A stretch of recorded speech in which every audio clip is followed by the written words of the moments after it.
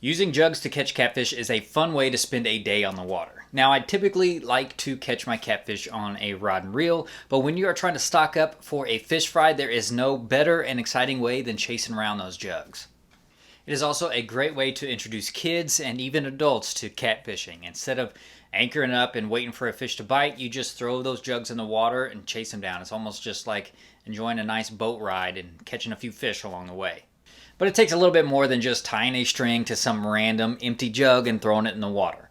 So in this video, we're going to go over how to rig a jug to catch the most cats. All the way from what kind of jug to use, all the way down to the best baits to catch the most cats possible. But before we get into the tips, do me a favor, and if this is your first time on my channel, hit that subscribe button. And make sure you hit that bell icon so you can be notified every time I upload a video. Also, if you like the tips, give me a thumbs up. It definitely helps the channel grow. And if you want to help support the channel, check out some t-shirts I just designed down in the link below. Let me know what you think down in the comments. So the first thing you need to figure out before you start jug fishing is exactly how fancy do you want your jugs to be. Your jug can be as simple as a 2-liter bottle. Just make sure that you paint it some bright fluorescent color so you can see it. Obviously clear is not going to work, but I prefer any design that uses a pool noodle. The reason I prefer these is, for one, they float. You don't have to worry about poking a hole in them, but you can wrap the line around the pool noodle and secure the hook to it. If you've ever had to untangle a bunch of jugs, you know exactly why you want some organization. There are tons of designs out there. You just got to find whichever one you want to use. I'm not going to go over specifically how I make mine because I tend to just find a YouTube video of a pool noodle type jug and just make it. So I'll link down below to some of my favorite designs, anywhere from just a pool noodle and some, a wire hanger, to one that's got some PVC pipe through it. It's got a little more fancier features. Just whatever design you decide to go with, bright fluorescent colors are always going to be your best bet. Even the purple pool noodle I showed you earlier is a little bit too dark. You can probably see it pretty well on bright sunny days, but if there's any overcast or if it starts getting dark, you're going to lose those things. You also need to check your local regulations to see what needs to go on these jugs and exactly how many of them you can have out. Here in Missouri, you are allowed 32 hooks, so that means you can have 32 jugs out if you want to. I don't recommend it because that's a lot to keep track of, and if there's a lot of boats out on the water, it can be it's not very courteous to the other boaters out there.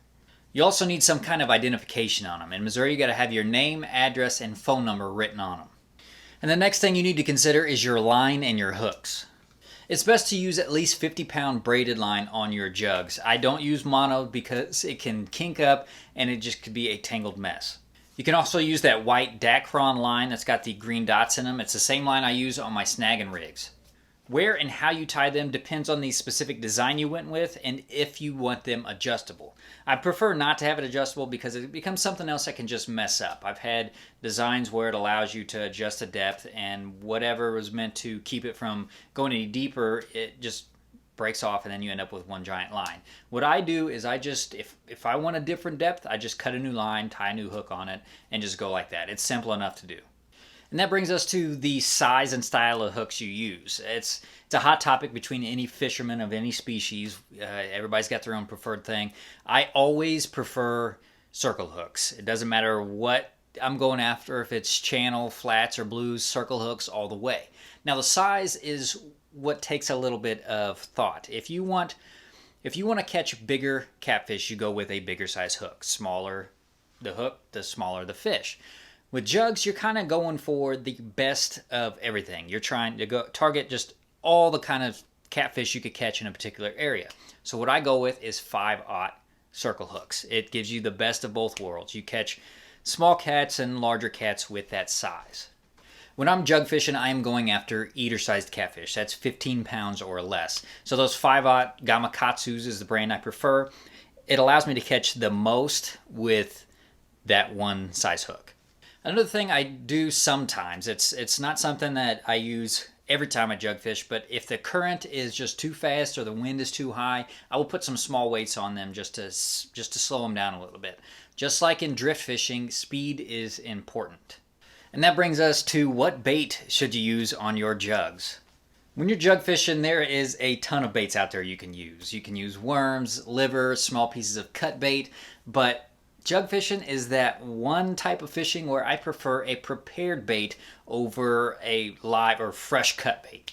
So my absolute favorite jug fishing bait is hot dogs soaked overnight in garlic and strawberry Kool-Aid.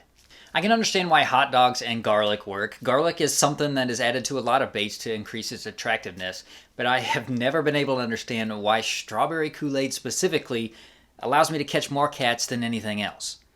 I have tried other flavors of Kool-Aid in my mixture, and for whatever reason, strawberry has always worked the best.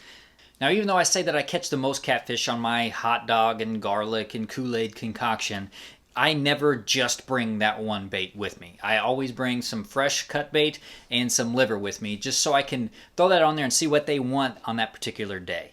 So that was how I jug fish for catfish. Like I said, I will leave links down in the description below for some of the designs I've used before, the ones that I like the best. If you have any more tips for jug fishing or have any designs that you like to share, leave those down in the comments below. Make sure you hit that like button if you like this video, share it if you found it helpful, and make sure that you are subscribed so you can stay informed.